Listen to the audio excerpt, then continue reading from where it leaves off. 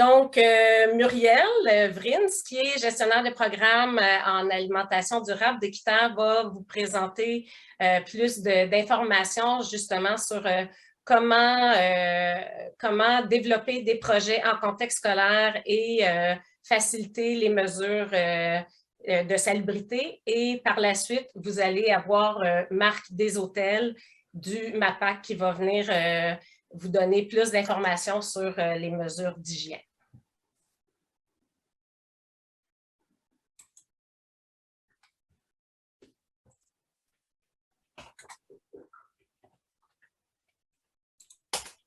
Muriel, on t'invite à te présenter, mais on ne t'entend pas. OK, je suis désolée parce que c'est Marc qui commence le premier bloc. Ah, donc c'est Marc. Bon, ben Marc, vas-y, on te laisse la parole. Bon, ben, bonjour.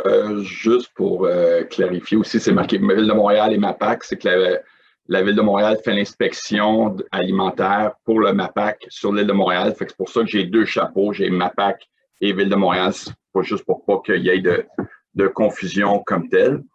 Et puis, alors, pour nous autres, les considérations générales, c'est juste, ça va être un petit récapitulatif là, des règles d'hygiène de base là, par rapport à votre projet, pour que vous soyez au courant là, un petit peu là, de qu'est-ce qui va se passer lors d'inspection, puis un peu aussi sur quoi vous allez être évalué pour les nouvelles demandes aussi. C'est quoi que je vais regarder aussi, là, parce que je fais partie du comité qui fait l'évaluation. Donc, sur quoi que je base mes évaluations aussi là, sur les projets. Pour la prochaine diapositive, on va parler un petit peu de COVID. OK. Alors, le COVID comme tel, ça l'infecte les humains. OK.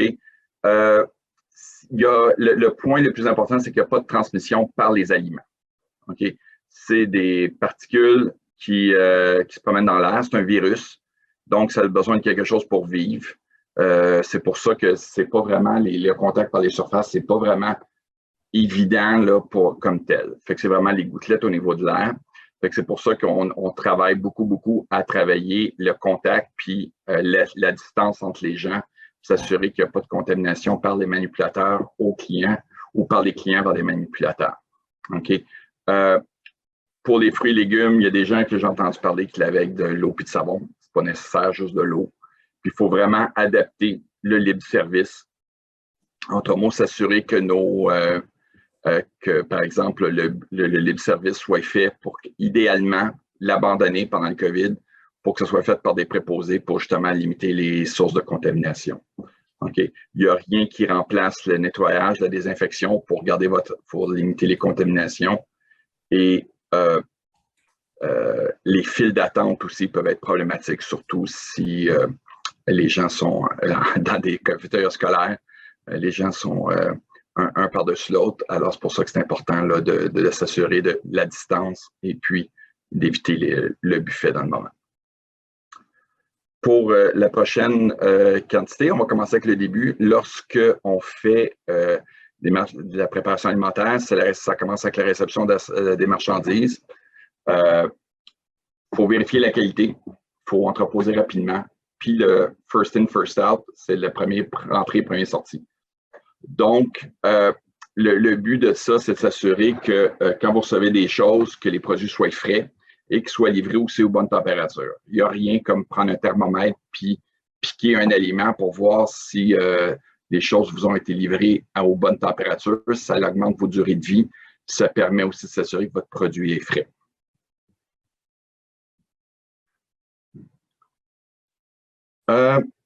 L'idéalement, c'est d'avoir des équipes internes stables, okay, pour le COVID. Puis, toujours la propreté sur les dépôts des marchandises, que ce soit sur une surface propre, ça va de soi.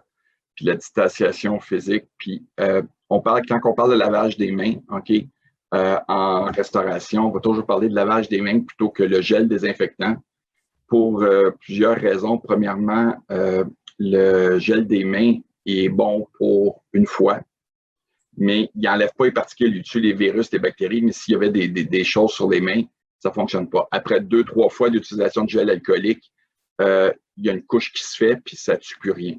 Okay? Donc, il n'y a rien comme le lavage des mains. Et l'autre chose aussi, c'est qu'après le gel alcoolique, il peut y avoir une migration de bactéries dans l'épiderme qui fait en sorte qu'on se ramasse avec plus de bactéries mauvaises en surface des mains qu'il y en avait avant. Donc, il n'y a rien comme le lavage des mains pour ça. Et pour le gant, OK, le gant est là pour protéger le manipulateur. Il ne protège pas nécessairement le client, moins qu'il y ait une blessure sur les mains. OK? Le port du gant, il y a des problématiques associées à ça. Entre autres, le fait que les gens ne se sentent pas qu'ils ont les mains sales. Donc, ça fait en sorte que ils se lavent moins souvent les mains. Et puis, comment je peux dire, ils se lavent moins souvent les mains. Et l'autre chose aussi, c'est que comme ils ont des gants, leurs mains suent et la sueur, c'est de l'urine diluée, fait qu'il y a une accumulation de ça plus que s'ils n'auraient pas porté de gants. Donc, c'est pour ça qu'en restauration et dans le service alimentaire, on privilégie le lavage des mains plus que le port de gants. D'accord? Le prochain point, c'est la manipulation. Okay? On parle d'avoir des mains soignées. Ça veut dire pas de, par exemple, de faux ongles, pas de cutex ou de vernis à ongles sur les mains. Avoir des résés et vêtements appropriés. Résé, c'est d'avoir un chapeau sur la tête, quelque chose qui retient les cheveux. C'est sûr que si le manipulateur est chauve, les cheveux sont très courts, il n'y en a pas besoin. Mais on va avoir qu'il y ait un couvre-chef pour retirer les cheveux, pour retenir les cheveux. La même chose aussi au niveau de la couvre-barbe. Puis qu'il y ait des vêtements appropriés réservés à la préparation. D'autres mots, essayer d'éviter que les gens arrivent avec leur linge de la rue dans la cuisine. Il faut vraiment avoir à tout le moins possible un tablier pour préparer les aliments. On cherche aussi d'avoir pour chaque aliment cru-cuit des ustensiles différents pour s'assurer qu'il n'y a pas de contamination le cru avec le cuit. Puis évidemment, se laver les mains aussi entre la manipulation cru et le cuit. Je peux vous dire qu'au niveau contamination croisée, c'est là le nerf de la guerre. C'est souvent là que, par exemple, là, pour ceux qui ont entendu parler du E. coli H157, qui peut tuer des gens, ben, c'est naturellement présent dans la viande crue. La même chose avec la salmonelle, campylobactère, des choses comme ça. Fait que c'est des choses qui sont naturellement présentes, qui sont tuées par la cuisson. Fait que si tu prépares, si tu as du bœuf cru ou du poulet cru, après ça, tu ne te laves pas les mains puis tu manipules la salade, ben, tu amènes la salmonelle du poulet dans ta salade. Fait que c'est pas très plaisant. Évidemment, une fois à travers tout ça, ben, vos ustensiles, vos surfaces, il faut qu'ils soient assainis une fois que le nettoyage est fait. Et le lavage enlève 80% des bactéries, mais il reste toujours un 20%. Donc, l'assainisseur est vraiment important pour terminer la job. Et c'est ça qui est très, très, très important à faire à la fin, c'est d'avoir un assainisseur. Il y en a des disponibles aux fournisseurs de produits chimiques qui ont des assainisseurs. Demandez un assainisseur pour surface alimentaire. Okay? Parce que présentement, il y a beaucoup de choses qui sont là pour le COVID, mais il faut vraiment que ce soit pour usage alimentaire. C'est très important que ce soit un produit approprié pour ça. On parle maintenant des méthodes de lavage des mains, ce qu'on parlait tantôt. Le lavage des mains, c'est vraiment l'équivalent de la chanson. Tout le monde connaît la chanson Bonne Fête. C'est cette chanson-là, c'est la durée d'un lavage de mains. Si tu chantes cette chanson-là, tu viens de te laver les mains correctement. Les choses importantes à ne pas oublier, c'est entre les doigts, le bout des doigts, et on va jusqu'au poignet pour laver les mains comme tel. Le savon peut être liquide, peut être en poudre, mais il ne peut pas être une barre de savon. Okay? Parce que la barre de savon, vous ramassez les bactéries du dernier utilisateur. On demande également une serviette en papier ou un séchoir à air. Les serviettes en papier sont privilégiées par rapport au séchoir à air, puis de fermer le robinet avec votre serviette en papier. De cette façon-là, vous ne vous recontaminez pas les mains. Une bonne idée aussi, c'est d'avoir une poubelle directement à côté de l'évier. Ça permet de deux choses. Ça permet de jeter le papier après. Ça permet aussi de contrôler pour s'assurer que les gens se sont lavés les mains aussi dans le courant de la journée. S'il y a des papiers bruns dans la poubelle, une fois dans une accumulation, bien, vous savez au moins que vos gens se sont lavés les mains pendant la journée. Quand on parle de matériel, on cherche à avoir des choses qui sont appropriées pour les surfaces. OK? En d'autres mots, utilisez du matériel qui est en bon état. Utilisez pas, par exemple, une planche de bois qui vient de la menuiserie à côté pour travailler. Il faut vraiment que ce soit des choses pour l'usage alimentaire. OK? Il faut aussi que, par exemple, j'ai déjà vu, moi, une machine à laver utilisée pour essorer de la salade. C'est vraiment utiliser les choses appropriées pour l'usage que vous allez en faire. Il faut que les endroits où vous allez travailler, les surfaces que vous allez travailler soient lisses, lavables, résistantes aux opérations. Et il faut également aussi que le toit et plancher, que vous ayez ça pour préparer les aliments, surtout si vous préparez dehors. Vous ne pouvez pas, par exemple, préparer sur de la terre ou sur du gazon. Il faut vraiment qu'il y ait une surface une surface solide en dessous si jamais vous êtes à l'extérieur pour ça. Puis il faut que vous gagnez un toit parce que si vous avez des oiseaux qui passent, il ne faut pas que ça se ramasse. Eux autres, des fois, ils laissent des souvenirs en passant, fait qu'il ne faut pas que ça se ramasse dans vos habits.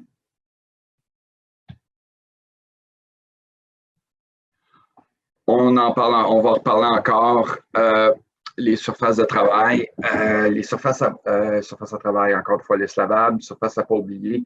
Souvent, là, c'est les planches à découper. C'est ça la surface qui est vraiment là, la source que tous les aliments passent dessus. Fait que s'assurer que vous avez assez de planches à découper pour faire le travail que vous avez besoin, le cru cuit, puis que vous êtes capable de les laver aussi correctement. Vous verrez aussi sur les planches à découper, quand vous voyez des dépôts noirs, c'est parce que qu'est-ce qui arrive, c'est que votre planche à découper a une surface qui est inégale. Fait qu'en dessous, c'est des levures moisissures, des bactéries qui sont mortes. Fait que quand vous voyez qu'il y a des taches noires, des taches vertes, des choses comme ça veut dire que votre planche à découper, il y a eu des rainures dedans et il y a eu des bactéries qui ont poussé là, puis on espère qu'elles sont mortes. Fait que pour ça, il faut toujours que ce soit en bonne état. S'ils sont assez épaisses, vous pouvez les sabler. Sinon, il faut les remplacer. Il y a des listes de produits qui existent pour les surfaces dures, pour leur entretien. Il y a une liste de produits approuvés qui existe au niveau de l'Agence canadienne d'inspection des aliments, les produits pour l'usage alimentaire. Il y a une liste qui existe. Elle n'est pas à date, mais au moins elle donne une bonne idée là, de produits qui sont approuvés pour des surfaces alimentaires, autant pour les assainisseurs que les nettoyants, que même pour des surfaces de travail. Alors, il y a cette liste-là qui existe comme telle. Puis, c'est toujours important de lire les directions du fabricant. C'est pas parce que vous utilisez plus d'un assainisseur que ça va faire une bonne job, parce que le problème qu'il y a, c'est que souvent, un assainisseur, surtout ceux à base d'ammonium quaternaire, si vous les utilisez au bon débit, à la bonne concentration, devrais-je dire, il n'y a pas de rinçage requis.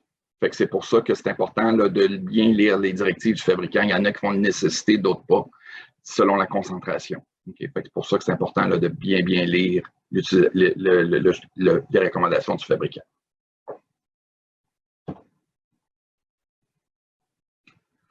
Pour le lave-vaisselle, le nettoyage, okay, il n'y a rien qui remplace un lave-vaisselle. Okay? Le lave-vaisselle, si vous êtes capable de rentrer dedans, mettez vos choses dedans parce que théoriquement, s'il est à la bonne température, il va y avoir un assainissement qui va se faire. S'il est avec, il y a deux types de lave-vaisselle, il peut y avoir température ou chimique. Grosso modo, si c'est température, il y a un thermomètre dessus habituellement qui va montrer qu'il monte jusqu'à 180 Fahrenheit ou 82 Celsius. Sinon, il y a des lave-vaisselle qui sont chimiques, qui eux autres, habituellement, la température, dépendamment c'est quoi, selon le fabricant, ça va être de 120 Fahrenheit à 140 Fahrenheit, fait que de 47 Celsius à 60 Celsius. Mais à ce moment-là, il y a un assainisseur chimique qui fait partie du processus. Fait que si vous avez 3 bouteilles pour votre lave-vaisselle, habituellement, c'est un chimique. Si vous en avez seulement que 2, habituellement, c'est une température. C'est la façon de le savoir. OK. Faut vraiment démonter les choses. Il faut vraiment que ce soit rincé, lavé, rincé, assainir. Et on laisse sécher à l'air. On n'utilise pas un linge à vaisselle pour essuyer la vaisselle. OK. Les linges à vaisselle, si jamais vous avez démonté une laveuse, vous verrez que ce n'est pas l'endroit le plus propre qu'il y a chez vous. C'est vraiment, il y a beaucoup d'accumulation de choses qui se fait sur la cuve. Donc, c'est pour ça qu'il n'y a rien comme sécher à l'air. C'est vraiment la meilleure chose pour vos produits comme tels. OK? Un gros nerf de la guerre qu'il va y avoir pour vos produits, pour des barres à salade, entre autres, c'est que vous allez avoir des produits qui ont été chauds et qui sont utilisés après. OK? Le refroidissement, ça va être un peu le nerf de la guerre. Il n'y a rien comme mettre des produits déjà dans le frigo. Par exemple, vous avez du thon que vous voulez prendre, bien, prenez la boîte de thon, mettez-la au frigo la veille. De toute façon, là, elle va être à bonne température pour utilisation la journée même. Et ça, si vous avez de la salade de pâtes, ben, cuisez-la la veille. À ce moment-là, quand vous allez l'utiliser le lendemain, ben, il va être à bonne température. Parce que si vous faites cuire vos choses, vous les utilisez la journée même, ben, habituellement, vous n'atteignez pas la bonne température quand il est l'heure du service à 11h midi si vous l'avez qu'à 8h le matin. Parce que le refroidissement, habituellement, ça prend, dépendamment des quantités, pour des bonnes quantités, on est capable d'amener de 60 degrés à 21 en moins de 2 heures, puis de 21 à 4 en 4 heures. Fait que si vous regardez, ça fait 6 heures, donc ça prend un certain temps pour refroidir des aliments.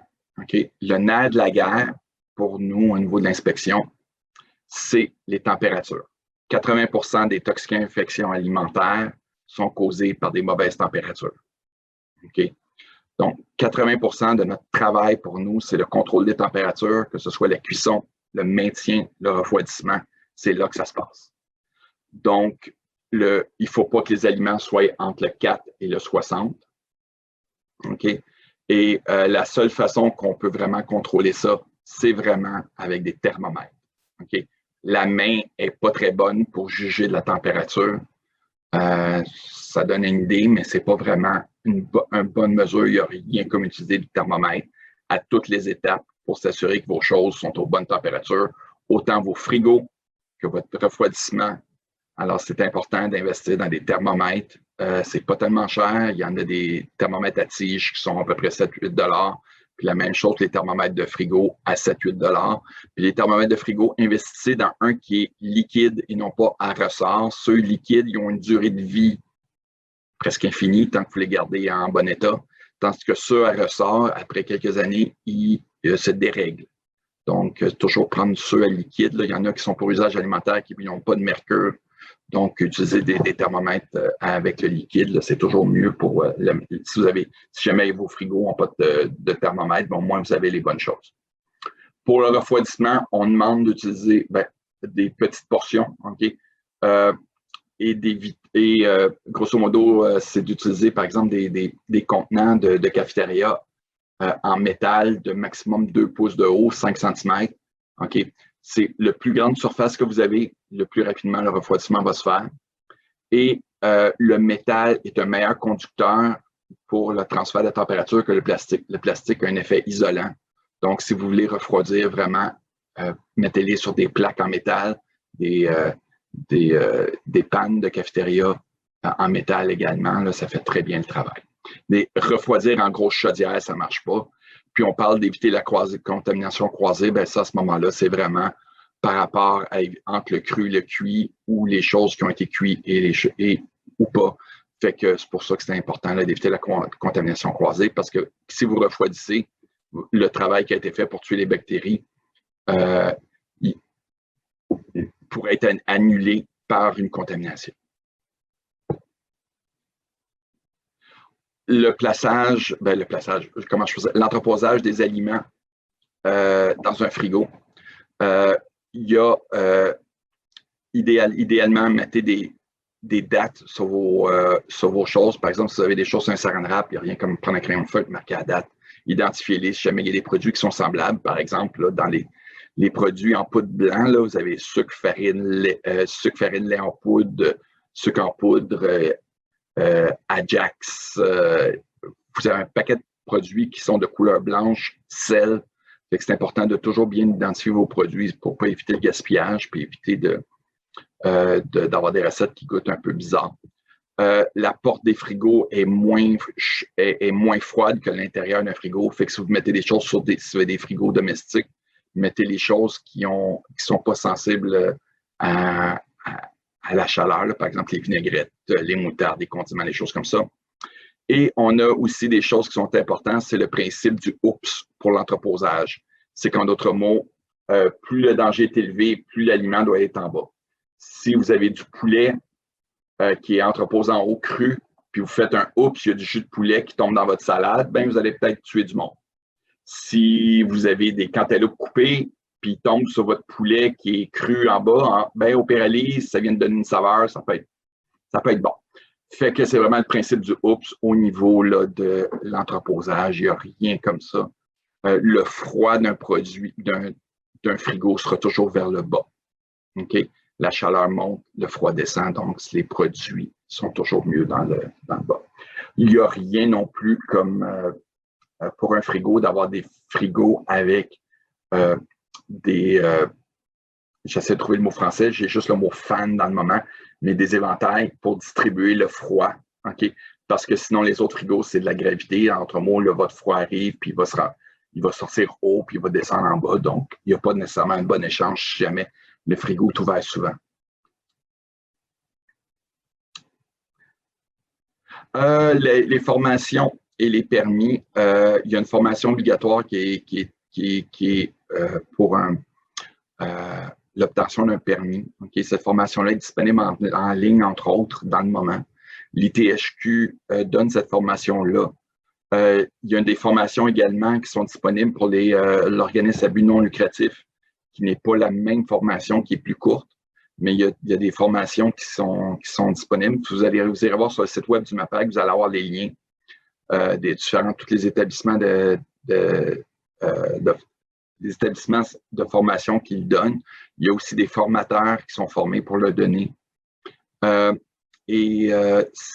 Cette formation-là obligatoire est demandée pour l'obtention du permis. Le permis, à partir du moment que vous faites la préparation et de la vente, vous avez besoin d'un permis pour faire ça. Si vous êtes un organisme à but non lucratif, le permis, dans le moment, est 36 $ pour l'année, et quel que soit le nombre d'établissements que vous avez. Je donne un exemple. Par exemple, le Club des petits déjeuners a un permis qui a payé 36 $ et qu'il utilise pour chacun de ses points de vente. Okay. Donc, ça, c'est l'exemple pour le permis sans but lucratif. Si vous faites partie d'une commission scolaire à ce moment-là, présentement, avant le 1er avril, c'est 331 $ via des frais d'ouverture de dossier de 129 $. Si vous regroupez des demandes en même temps, à ce moment-là, il y a moyen de faire un seul frais d'ouverture de dossier de 129 $. Fait que, par exemple, si vous êtes à la même commission scolaire, vous voulez les envoyer en même temps, vous pourriez le faire aussi.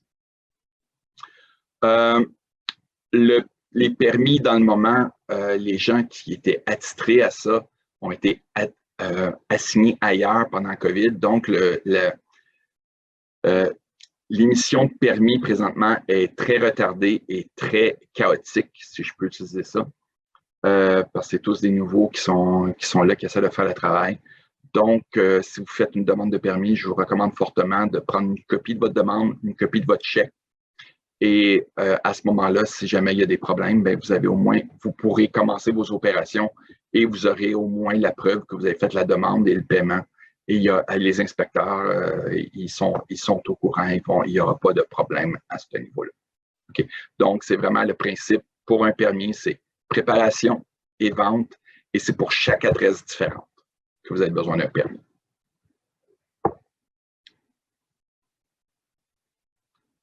Des ressources comme telles pour aller plus loin, la CNESST a des ressources au niveau du réseau scolaire, ça c'est surtout au niveau COVID. L'INSPQ également, le nettoyage, désinfection des surfaces, c'est les techniques de nettoyage qu'il y a là. Le MAPAC également aussi, il y a un document à ce niveau-là.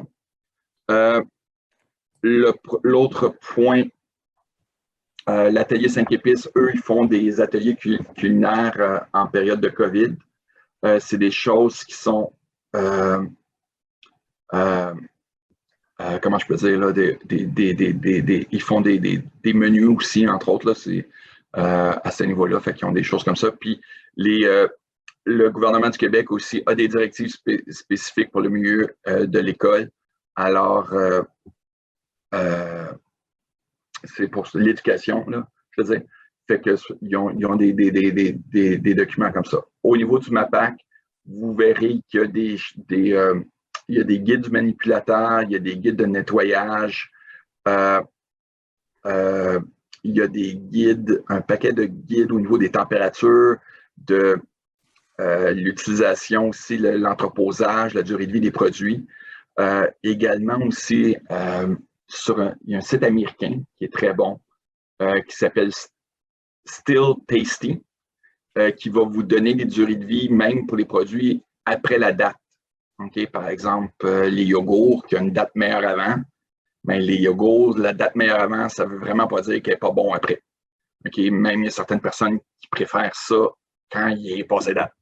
Donc, il n'y a pas de vraiment danger, surtout pour les produits laitiers. Les dates, là, c'est une date de qualité surtout, ce n'est pas une date qui a un danger pour la santé. Puis souvent, je peux vous dire que dernièrement, ici au travail, avec la COVID, on n'a pas nécessairement de monde, mais j'avais un sac de lait qui était passé de date depuis 3 semaines, puis est encore impeccable. Fait que c'est pour ça, là, les dates, il faut vraiment y aller avec, pour le gaspillage, là, de vraiment y aller avec jugement. Je dirais, les dates, c'est vraiment plus pour les viandes crues, que là, il y a peut-être un petit peu plus là, de devoir de réserve, si je peux utiliser ça, là, de devoir là, de s'assurer que les choses sont correctes. Mais pour le reste, là, la plupart des autres produits, surtout les conserves, les denrées sèches, les dates meilleures avant ne veulent pratiquement rien dire.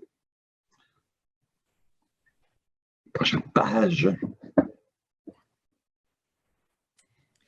Merci, Monsieur Deshôtels. Pendant que Valérie fait le changement de présentation, on aurait quelques petites questions rapidement qui nous ont été posées. Il y a une personne qui nous demande, est-ce que ce serait possible d'utiliser autre chose que du papier pour essuyer les surfaces, étant donné que ce n'est pas toujours nécessairement écologique? Le papier pour le lavage des mains, il y a un séchoir à air qui est possible, mais pour les surfaces, ça peut être des linges. Ça, il n'y a pas de problème. Je n'ai jamais parlé de que ça prenait du papier pour les surfaces. Ça peut être des linges. C'est juste, il ne faut pas appliquer un assainisseur. Toutefois, ne doit pas être appliqué avec un linge absolument. C'est d'une façon aérosol qu'on applique un assainisseur. Parfait. Donc, pour les mains, vous dites que le séchage à l'air peut être pertinent aussi. C'est possible, mais le problème qu'il y a, il y a des études qui disent que le séchage à l'air va propager les bactéries qui sont à l'intérieur, les amener sur les mains. Okay? Et l'autre chose aussi, c'est qu'en termes pour les manipulateurs, le séchage à l'air va créer plus de gerçures sur les mains que le papier parce que les gens ne se laissent pas vraiment sécher les mains correctement en dessous d'un séchoir à l'air, tandis qu'un papier, ça se fait plus. Il y a moyen d'utiliser du papier recyclé, puis il y a moyen de composter le papier qui est utilisé aussi pour le lavage des mains, après aussi. D'accord. Autre petite question rapidement. Est-ce qu'il y a une liste d'assainisseurs qui sont plus écologiques? Donc, est-ce que vous avez parmi vos listes des produits plus écologiques que d'autres? Il n'y a pas vraiment de choses comme ça parce que présentement, des produits, comment je peux dire, naturels d'assainissement qui ont un effet sur les bactéries, il n'y a pas rien de très efficace au même niveau que les autres bactéries, au niveau de la réduction bactérienne qui est là. Il y en a certains qui ont été utilisés, comme il y a eu l'huile de thé à un moment donné, mais il n'y a rien là, comme tel là, qui est vraiment 100% là, ce mot bio. Là. Il n'y a pas vraiment rien qui est là. Il y a certains produits qui sont moins dommageables que d'autres, mais les produits qu'il y a habituellement, là, les assainisseurs qui sont reconnus pour usage alimentaire, grosso modo, il y a iode, il y a chlore et ammonium quaternaire. Puis il y a du benzacodiate de chloridium, en tout cas un nom que un nom compliqué, c'est à peu près les 4 principaux là, qui sont utilisés pour les usages alimentaires. Mais comme je dis, si vous allez sur le site de l'agence, vous allez voir les fabricants, s'il y en a qui vous ont dit qu'ils ont des produits bio pour vous, assurez-vous que l'OCIA a émis une lettre de non-objection par rapport à cet assainisseur-là. Ça va prouver le fait qu'il est prêt pour usage alimentaire. Parfait. Une petite dernière rapidement. Qui fait un peu la suite. Est-ce qu'on peut laisser sécher dans un égouttoir à l'air libre? C'est ça le but. Oui, c'est ça qu'on veut. Parfait. Excellent. D'accord, merci. Alors, je laisse continuer et puis on pourra revenir avec d'autres questions un petit peu plus tard. Parfait. Pour la suite des questions, j'invite aussi les participants à utiliser l'espace de clavardage.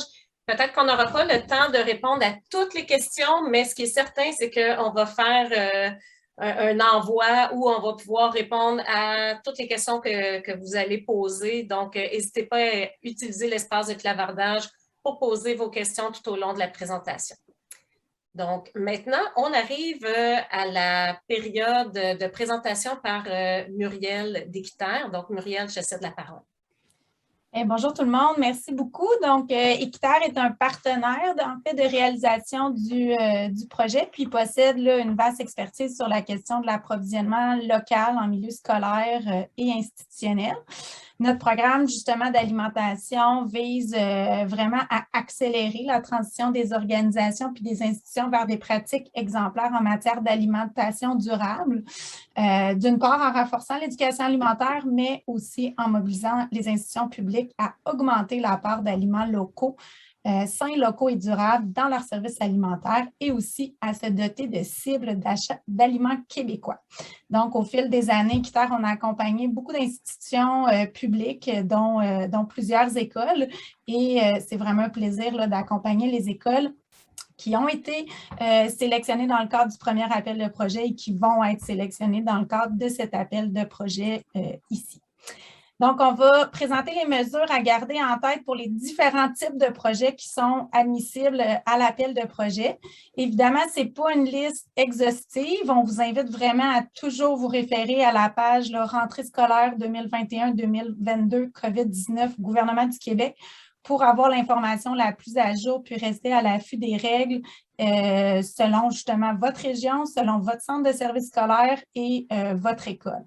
Donc, ça revient vraiment à chacun des milieux de mettre en place des procédures pour s'assurer la sécurité de tous. Donc, on peut passer à la prochaine diapositive. Un rappel des types de projets qui sont admissibles dans le cadre de l'appel de projet. On peut, par exemple, développer une offre régulière de collation santé composée d'aliments frais, sains et locaux. Donc, ça peut prendre la forme d'un projet de distributrice alimentaire ou de réfrigérateur qui propose une offre d'aliments frais, sains et locaux. On peut aussi mettre en place un comptoir à salade mobile afin d'offrir sur une base régulière des aliments frais, sains et locaux. Et j'en profite, je vais répondre aussi à une question. C'est ça. Le troisième type de projet, c'est la bonification du menu régulier d'une cafétéria scolaire avec une offre d'aliments frais, sains et locaux.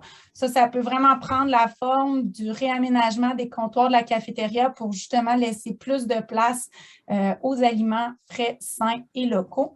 Et aussi tout autre projet novateur qui favorise l'accroissement de l'offre d'aliments frais, sains et locaux. J'en profite pour répondre à une question, une partie d'une question qui a été mentionnée dans le clavardage, mais oui, justement, l'objectif des projets, c'est d'augmenter la part d'aliments locaux offerts à l'école. Et oui, c'est possible que ces aliments-là proviennent directement d'un marché public, d'une ferme ou même qu'ils soient cultivés sur place à l'école. Donc, aujourd'hui, on va parler de la salubrité en lien avec ces différents types de projets. On ne parlera pas des clés de succès sur comment vraiment bien structurer votre projet. Ça fera l'objet de notre prochain webinaire la semaine prochaine, le 24 février. Donc, on peut passer à la prochaine diapositive. Si on prend un des premiers types de projets admissibles, donc on peut avancer la diapositive. Pardon. Si on prend un des premiers types de projets admissibles, c'est dans le cas où une école opte pour les collations santé ou une distributrice alimentaire. Il y a plusieurs considérations à prendre en compte qui peuvent être utiles pour d'autres types de projets également.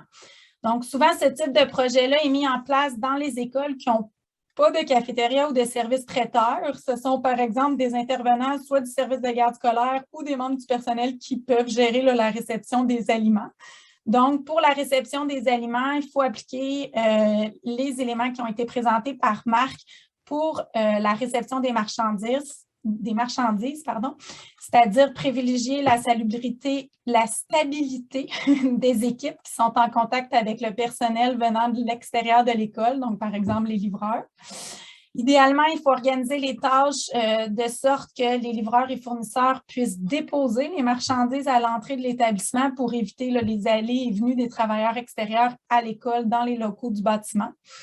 Ensuite, déposer les marchandises sur une surface propre en respectant la distanciation minimale de 2 mètres entre les individus, isoler l'aire de réception des marchandises des autres secteurs de l'établissement et, évidemment, effectuer le lavage des mains avant et surtout après avoir manipulé les marchandises. C'est vraiment une consigne recommandée. Puis pour l'entreposage, assurez-vous vraiment de garder la chaîne de froid, très essentielle, comme Marc nous l'a également présenté. Donc, on peut passer à la prochaine diapositive. Parmi les changements importants observés en milieu scolaire depuis la rentrée 2021, évidemment, le concept de bulle classe est plus en vigueur, puis les activités parascolaires ont également pu reprendre, même tout récemment. Donc, le retour de la cuisine en équipe, c'est maintenant possible de réaliser la réalisation de recettes collectives, donc en groupe. Puis ça, pour tous les niveaux scolaires, que l'atelier soit réalisé en classe, au service de garde, incluant les écoles où des mesures d'appoint sont en vigueur. Mais évidemment, c'est important de vérifier parce que la situation peut changer rapidement puis à tout moment. Par exemple, après avoir soigneusement laver leurs mains, un groupe de 6 élèves peuvent, par exemple, cuisiner une recette de façon collective, comme par exemple une salade de fruits. Mais on peut aussi continuer la méthode individuelle, c'est-à-dire qu'au vu des mesures sanitaires qui peuvent rapidement évoluer, il est certain que les recettes individuelles restent parfois une solution à privilégier. Quelques conseils pour cela, dans le fond, c'est de prévoir premièrement une zone individuelle de travail pour chaque enfant. L'utilisation d'une nappe ou de napperons plastifiés et désinfectés permet de délimiter vraiment l'espace sécuritaire et hygiénique pour chaque participant. Chaque enfant doit utiliser son propre matériel culinaire, donc pas d'échange ou de partage, à moins vraiment de s'assurer de désinfecter l'item entre les utilisateurs. Ensuite, nettoyer toutes les surfaces de travail où seront déposés les ingrédients et le matériel avec un désinfectant. Prévoir une aire commune où seront déposés les ingrédients à partager qui doivent être mesurés par les élèves, donc autres que les aliments qui seront déjà sur la planche de l'enfant à son arrivée. Préparer d'avance les aliments nécessaires, comme des fois on peut laver, parer, précouper certains ingrédients et assurer l'accès à une station de lavage des mains en tout temps durant l'atelier. Il est important aussi de toujours garder le gel désinfectant, évidemment hors de la portée des jeunes enfants. Les mesures d'hygiène de base reliées à la manipulation des aliments restent de mise, donc vraiment le nettoyage de toutes les surfaces de travail, le lavage de la vaisselle, des ustensiles de cuisine et des linges utilisés, donc les guenilles, les linges à vaisselle, les nappes. Puis n'oubliez pas aussi de laver les tabliers puis toutes les surfaces fréquemment touchées, comme par exemple les bureaux. Puis le tablier doit être utilisé par la même élève tant et aussi longtemps qu'il n'a pas été lavé. On peut aller à la suivante. Une petite mention importante, l'aide alimentaire est permise en tout temps. Il faut vraiment bien laver les aliments avant la distribution de la collation aux élèves, puis limiter la manipulation. Il est aussi possible de constituer des paniers ou des assiettes faites à partir d'aliments frais et préalablement lavés. Donc, c'est possible d'opter pour un fruit ayant vraiment la grosseur idéale pour une portion, puis qu'il soit bien lavé et manipulé par une personne ayant appliqué adéquatement l'hygiène des mains.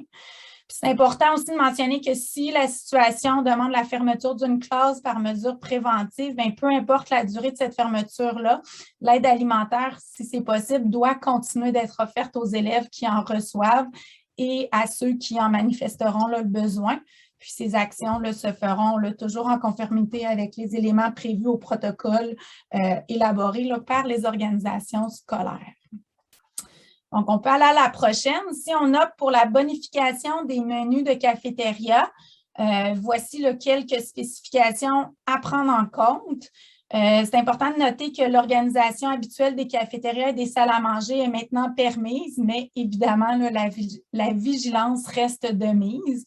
Donc, d'abord, pour l'affichage, on peut favoriser l'usage de menus non manipulables, c'est-à-dire mettre le menu sur des ardoises, sur des panneaux extérieurs, mettre le menu en ligne, par exemple. Si vous souhaitez préparer le menu avec les élèves, bien évidemment, là, toujours avoir le couvre-visage. Le port du gant n'est pas nécessairement recommandé. Vraiment, là, rien ne vaut un lavage de mains régulier. Donc, de vraiment insister de se laver les mains régulièrement. C'est même ce qui est recommandé sans port de gants.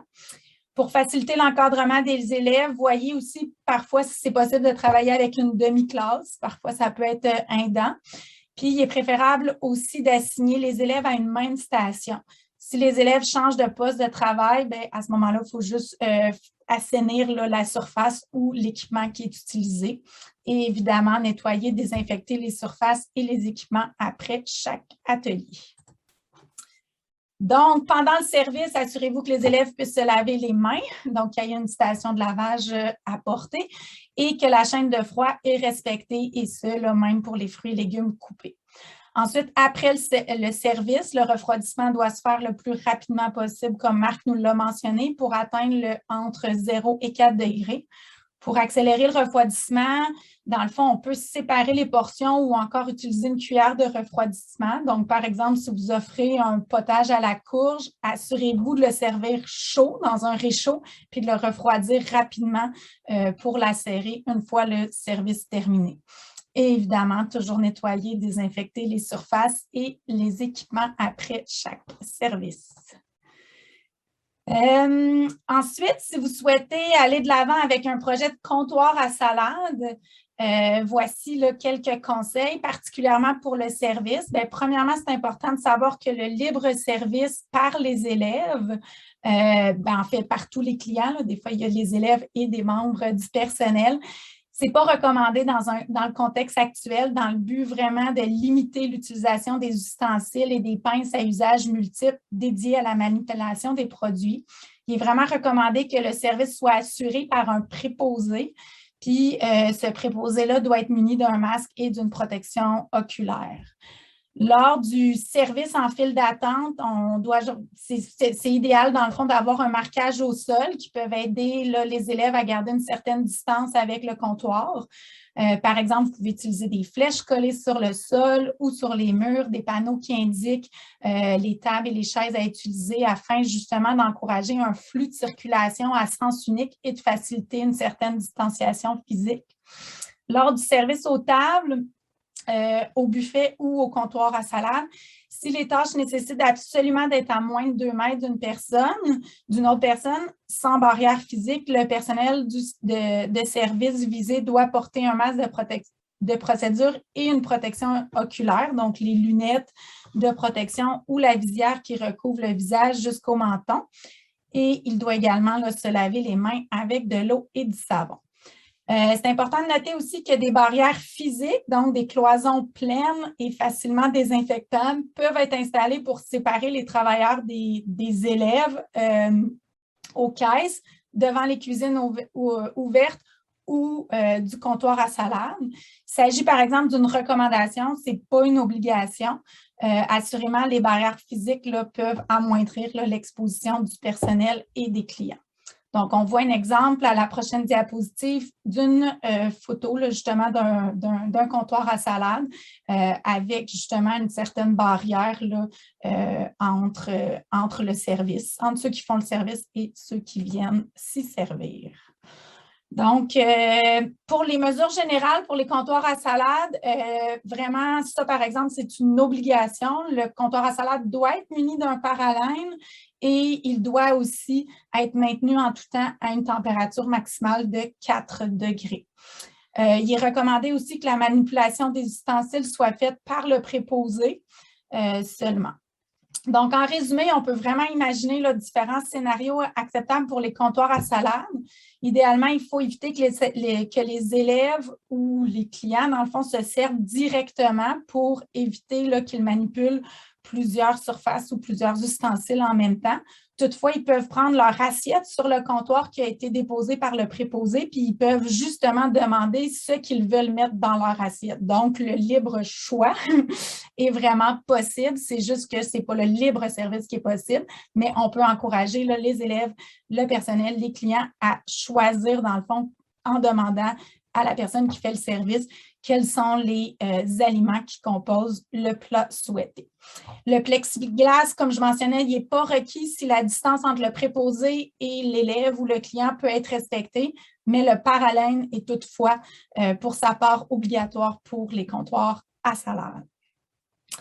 Donc, prochaine diapositive pour un petit résumé. Là, si vous doutez des mesures à mettre en place dans votre situation, gardez bien en tête là, les mesures sanitaires à appliquer en tout temps. Donc, on a évidemment le port du couvre-visage qui est obligatoire en ce moment en tout temps à l'intérieur, tant au primaire qu'au secondaire, tant dans les salles de classe, les aires communes, lors des déplacements ainsi que dans les transports scolaires. Toujours maintenir une très bonne hygiène des mains, toujours y aller pour un nettoyage puis une désinfection des espaces, de pratiquer aussi une bonne étiquette respiratoire, c'est-à-dire de tousser dans son coude replié ou dans un mouchoir et de se moucher dans un mouchoir qu'on peut jeter immédiatement puis se laver les mains après là, dès que possible. De favoriser une bonne qualité de l'air. Donc, comme l'ont souvent souligné les experts de l'INSPQ, une bonne ventilation dans les écoles va contribuer aussi à réduire les risques de transmission de la COVID, de minimiser le plus qu'on peut nos contacts physiques et évidemment d'appliquer le respect des consignes d'isolement. Alors voilà, je repasse la parole à Zest pour la fin. Merci beaucoup. Valérie, est-ce que tu souhaites que je fasse encore un petit tour de certaines questions que nous avons dans le chat? Tu n'entends pas ton micro. Oui, certainement. Avant de passer plus en détail au niveau du financement, s'il y avait quelques questions qui étaient demeurées en suspens. Oui, bien, en fait, M. Deshôtels a été assez gentil pour pouvoir déjà répondre rapidement aux questions qui étaient posées dans le chat en donnant la réponse. Je pense qu'il est surtout compliqué un peu pour les gens, c'est la question du permis, M. Deshôtels, à savoir quand est-ce qu'une école doit se doter d'un permis.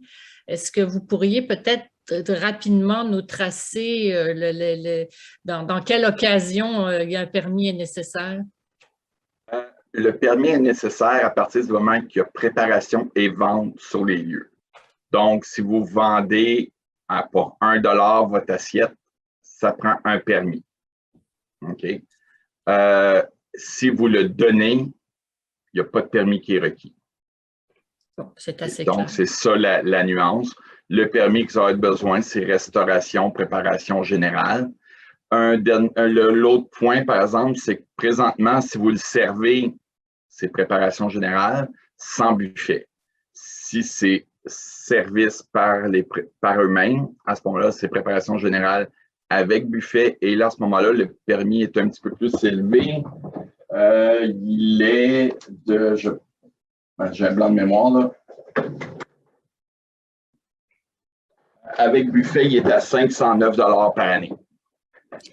Okay. Si je peux me permettre, là, en complément pour cette information-là, parce que c'est des questions qui sont revenues souvent, là, on a colligé l'information dans un tableau avec justement là, les différents types de permis, les différents types d'établissements. Donc, si on est un traiteur, un service de garde scolaire, une cafétéria, un OBNL, etc., on a mis les différents types de permis, ensuite les différents types de formations exigées, ainsi là, que les détails. Puis ce tableau-là là, va vous être envoyé à la suite du webinaire, qui est un peu là, un résumé là, de certaines informations que Marc a mentionnées. Puis ça va peut-être vous permettre là, de voir plus clair là, sur quel type de permis, où, quand, quoi, comment. Ça va être Je dirais aussi qu'à moins, si vous êtes une organisation scolaire, vous ne pouvez pas faire partie des organismes à but non lucratif. Le gouvernement en est exempté des organismes à but non lucratif. Parfait. Il y avait aussi une question là, sur les achats des aliments, mais notamment aussi donc dans les marchés publics, on peut acheter des aliments locaux, mais il y a toute une question de facture. Est-ce que c'est préférable quand même de demander une facture? Ben, c'est parce que qu'est-ce qui arrive, c'est que le règlement demande que l'exploitant détienne un registre de ses opérations et les factures peuvent tenir lieu de registre. Fait que c'est juste une question de traçabilité. C'est genre s'il y a des rappels, s'il y a des problèmes, mais à ce moment-là, on est capable de retracer, de savoir qu'est-ce qui s'est passé comme tel. C'est surtout, bon, fruits et légumes, peut-être un peu moins, OK, mais la viande, c'est clair que oui. Ça prend vos factures si on va vous les demander. On veut s'assurer que vous vous approvisionnez d'une source reconnue, quelqu'un qui a le droit de vous vendre de la viande et non pas d'un abattoir qu'on appelle les abattoirs B, que ça, c'est pas permis pour de la restauration parce que c'est pas de l'inspection permanente.